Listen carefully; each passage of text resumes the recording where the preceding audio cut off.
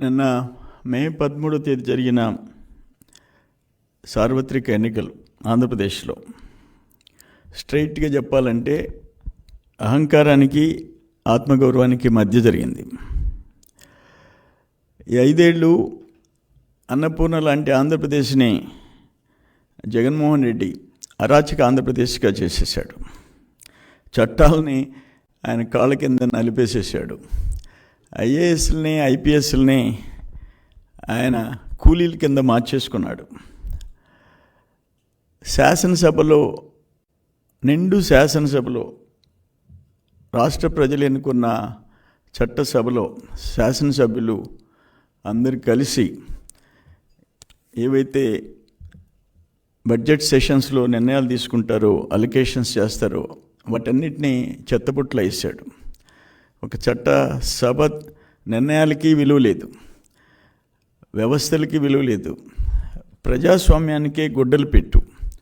ఎప్పుడో long time back Bihar రాష్ట్రం 2-3 దశాబ్దాల క్రితం బీహార్ రాష్ట్రం ఎట్టుండిందో ఆ పరిస్థితి ఈరోజు వచ్చింది ఆంధ్రప్రదేశ్కి. ఆంధ్రప్రదేశ్ అంటే అన్నపూర్ణ లాంటి ఆంధ్రప్రదేశ్, ఈరోజు అరాచక ఆంధ్రప్రదేశ్. ఆంధ్రప్రదేశ్ అంటే ఇతర రాష్ట్రాల్లో గౌరవం. గతంలో ఎంతమంది చీఫ్ మినిస్టర్స్ ఉన్నా ఇటువంటి పరిస్థితి లేదు. ఇప్పుడు బయట రాష్ట్రాల్లో, బయట దేశాల్లో ఆంధ్రప్రదేశ్ అంటే తలదించుకోవాల్సిన పరిస్థితి చేశారు. ఇప్పుడు ఇక్కడ ఎందుకు ఎలక్షన్ అయిన తర్వాత ఎందుకు అంత ఫ్రస్ట్రేషన్ మీకు? ఈ దాడులేంటి, ఈ దుర్మార్గాలు ఏంటి? ఆఖరణ ఎలక్షన్ కమిషన్ డీజీపీని, చీఫ్ సెక్రటరీని పిలిచి మందలించాల్సిన పోస్ట్ ఎలక్షన్స్ దాడుల మీద ఇటువంటిది ఎప్పుడన్నా చరిత్రలో జరిగిందా? ఏ రాష్ట్రంలో అయినా జరిగిందా? మీ మీద వ్యతిరేకత కట్టలు తెంచుకొని 5 సంవత్సరాలు సప్రెషన్లో పెట్టారు, గొంతెత్తనీయకుండా అరాచకాలు చేశారు. మీరు, మీ ఎమ్మెల్యేలు, మీ మంత్రులు, వాళ్ళు వెనకుండే గూండాలు ఈరోజు కట్టలు తెంచుకొని వచ్చి ఓట్లేశారు. దాన్ని కూడా వచ్చుకోలేకుండా మీ షాడో ఛానల్ ఆయన సీఈఓనా, ఆయన మేనేజింగ్ డైరెక్టరా, పార్ట్నరో తెలియదు. ఆయన ఆడ పోలింగ్ అయిపోతుంది, సాయంత్రం టీవీలో ఆయన అట్టి చెప్తాడు 100 సీట్లు టచ్ అయిపోయింది, జగన్మోహన్ రెడ్డికి ఆడవాళ్ళు ఓట్లు వేసేసారు, మహిళలు ఓట్లు వేసేసారు, అవ్వతాతలు ఓట్లు వేసేసారు, అందుకని 100 దాటిపోయినాయి. ఎగ్జిట్ పోల్ సేమ్ డే చెప్తావా? Is it not violation of election code? ఎన్నికల కోడ్ వైలేషన్ కాదా? నీకేమైనా సపరేట్ చట్టం ఉందా? ఆయనకి నాకు ఛానల్స్ లేవు, డబ్బులు లేవు, ఇవన్నీ నీ ఛానల్స్ కదా? సాక్షి షాడో ఛానల్స్ కాదా? ఎవరికి తెలియదు అది?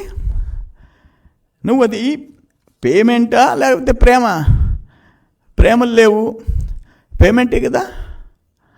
ఎన్ని వేల కోట్లు తగలబెట్టారు మీరు ఇక్కడి నుంచి ఢిల్లీ ఛానల్స్ దాకా? ఎవరికి తెలీదు జగన్మోహన్ రెడ్డి సంగతి?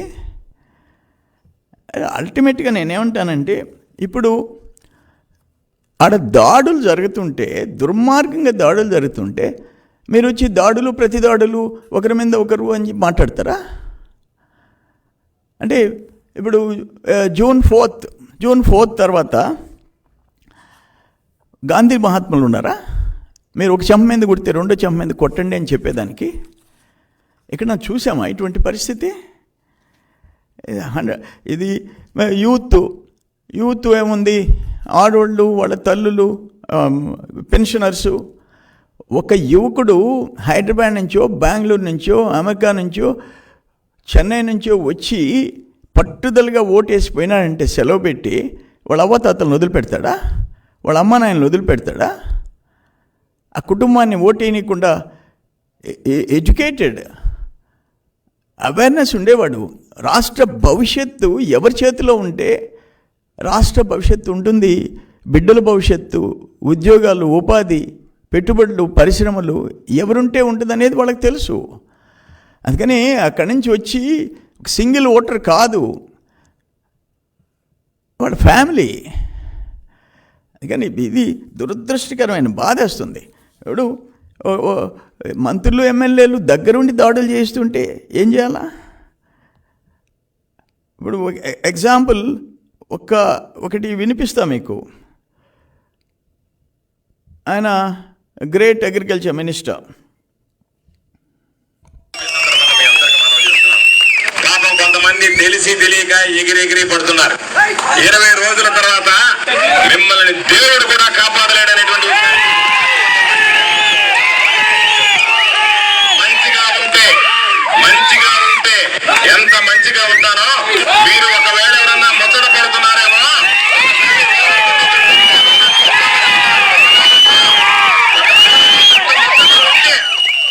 గోవర్ధన్ రెడ్డి శక్తి ఏ విధంగా ఉంటుందని ముచ్చట పడితే మీకు చూపించాలని మీరు అనుకుంటే తపన పడితే అది చూస్తే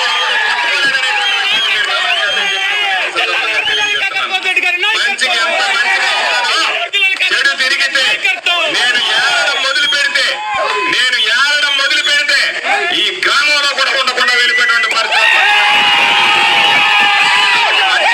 మంచిగా ఉంటా, మంచి కాదు అనుకునేవాడన్నా కనుక ప్రవర్తిస్తే ఏమీ ఇబ్బంది ఉండదు. ఒక్కసారి మీరు తట్టి లేపుతున్నారు, లేచిన తర్వాత ఏమవుతానేటువంటిది కూడా ఒక్కసారి మీరు గుర్తుంచుకునేటట్టుగా ప్రతిసారి తనా మన అనేటువంటిది ఒకటి ఉండేది. ఎవరో ఒకరు తీసుకొచ్చి చెప్పేవాళ్ళు, పానీలు అనుకునేటువంటి వాడిని. ఈసారి నేను అనుకుంటున్నా, ఒక్కసారి పాప ఎవరైతే ఎగిరెగిరి పడుతున్నారో వాళ్ళని ఒక్కసారి పట్టి చూసి విడిచిపెట్టకూడదనేటువంటి ఆలోచన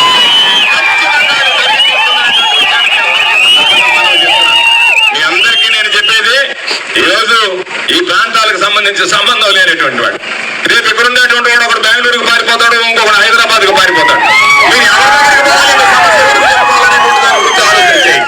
కాబట్టి మిర్రి పడ్డం అనేటువంటిది పెద్ద పని కాదు నాయనా. కాస్త నేల విడిచి సాము చేయకుండా నేల మీద ఉండి సాము చేయడం అలవాటు చేసుకోండి.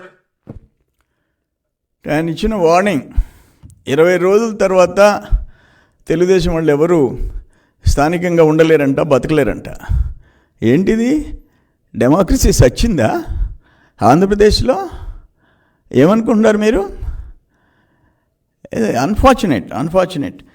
ఈ విషయంలో నేనేమంటాను, రేపు మా గవర్నమెంట్ వస్తుంది, నో డౌట్. మినిమం 135 వస్తున్నాయి. మీ మాదిరిగా వైనాట్ 175 ఈ మేము చెప్పటంలే. మీ కడపలో మీ పరిస్థితి ఏంటి? కడపలో కనుమరుగయ్యే పరిస్థితి వచ్చింది. నేనేం చెప్పాడు జగన్మోహన్ రెడ్డి, కడప సిటీలో మా అంజాద్ బాషా తప్పులుంటే మన్నించండి, నన్ను చూసి ఓటేయండి అని చెప్పుకోవాల్సి వచ్చింది ఒక డిప్యూటీ సీఎం కాన్స్టిట్యున్సీలో. మీ చెల్లెళ్ళు 2 చెల్లెళ్ళు, మీ తల్లి నీకు వ్యతిరేకంగా, మీ తల్లి ఆశీర్వదించింది నీకు వ్యతిరేకంగా, నీ పార్టీకి వ్యతిరేకంగా. ఇంకా అంతకంటే ఇంకేం కావాలా? కానీ కడపలో నీ సంగతి చూసుకో, మిగతా పడలే. కడప పార్లమెంట్లో మాకు మెజారిటీ సీట్లు వస్తున్నాయి. కడప పార్లమెంట్లో నెల్లూరు జిల్లాలో చెప్తుండా, ఉమ్మడి నెల్లూరు జిల్లాలో 10కి 10 వస్తున్నాయి. 10కి 10. ఎక్కడ మీరు గెలిచేది? మీరు దాడులు చేసేది 20 రోజుల తర్వాత మమ్మల్ని ధర్మేసేది ఇంపాసిబుల్. మేము అధికారంకి వస్తున్నాం, మేము వచ్చి మీ మీద దాడులు చేసేదానికి కాదు, రాష్ట్రాన్ని బతికించేదానికి, రాష్ట్రాన్ని గాడిలో పెట్టేదానికి, ఈ దుర్మార్గుల నుంచి కాపాడేదానికి. మేము కూడా 40 years నుంచి రాజకీయాలు చూస్తున్నాం. కాంగ్రెస్లో చూసాము, తెలుగుదేశం చూసాము. ఏంటి ఇది దుర్మార్గం? ఏంది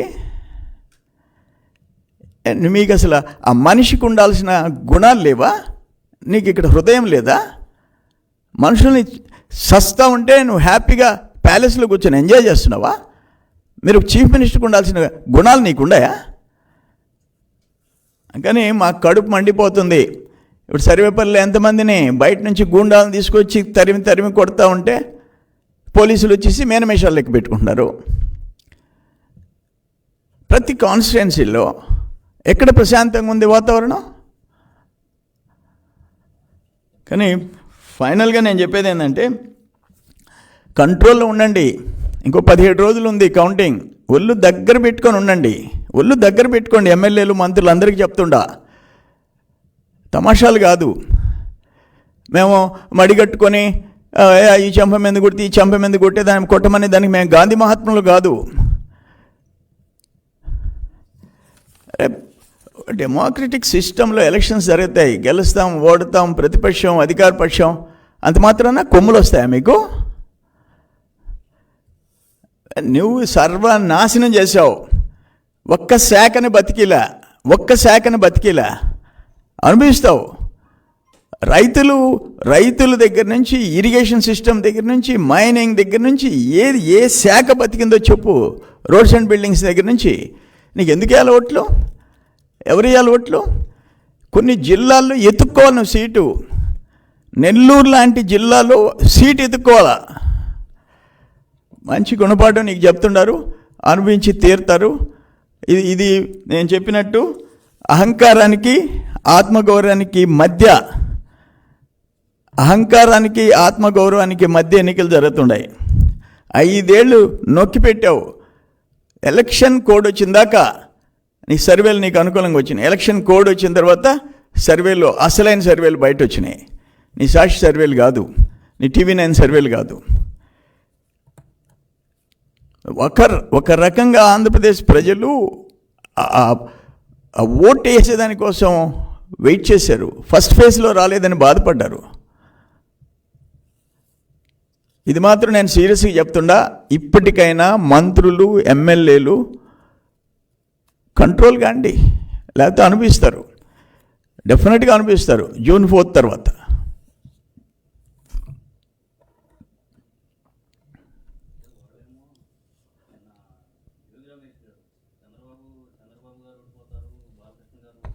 పెద్దగా చెప్పా. చంద్రబాబు గారు, లోకేష్ గారు, బాలకృష్ణ గారు, పవన్ కళ్యాణ్ వీళ్ళందరూ ఓడిపోతారని నిన్న జోగి రమేష్ గారు ఆయన చంద్రబాబు నాయుడు ఓడిపోయి, లోకేష్ బాబు ఓడిపోయి, పవన్ కళ్యాణ్ ఓడిపోయి, పురంధేశ్వరి గారు ఓడిపోయి, అదేందో చూస్తారు కదా, చూస్తావు కదా నువ్వు.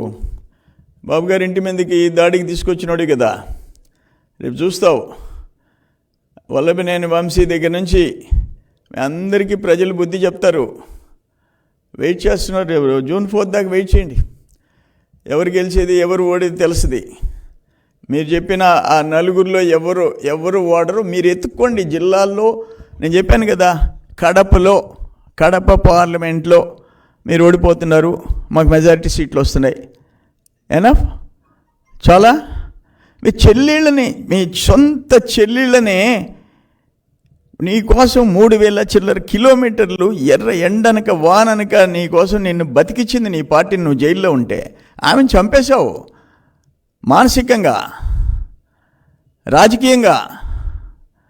ఎవడెవడో కంపెనీలోకి ఇచ్చావు, రిలయన్స్లకి రాజ్యసభ.